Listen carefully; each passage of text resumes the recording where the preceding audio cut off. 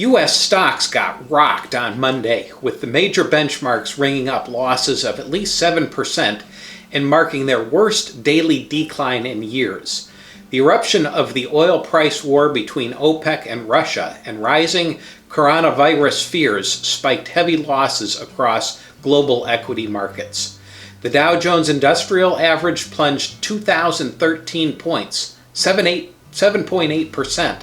7.6% drop for the S&P and a 7.3% drop for the NASDAQ, the biggest daily declines since 2008.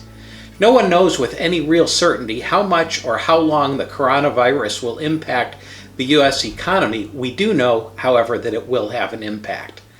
But we also know that the economy was in very good shape before it hit. Here's some statistics that you'll not likely hear on the news. Non-farm payrolls grew by a strong 550,000 in January and February. Unemployment rate was 3.5%, the lowest in decades.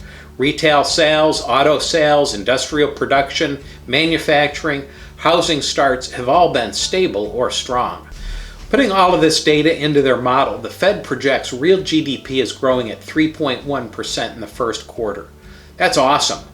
However, March data, which isn't available yet, will likely bring the number down to about 2% in the second quarter and possibly a drop to 0 in the second quarter. Before the coronavirus hit, our friends at First Trust thought that the odds of a recession in the next 12 months were only about 10%. Now they predict maybe 20%. That's higher, but it's still not very high. And the precedent for a social media panic regarding the flu is one we've never seen before. The bottom line is that we've had severe flus before without a recession, and the economy always turned around very quickly. We believe that a steep drop in profits is possible, and the economy could slow as a result.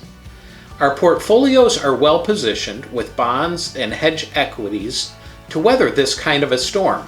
We're in a full bear market territory at this point, and that's the exact reason that we had hedged positions in the first place.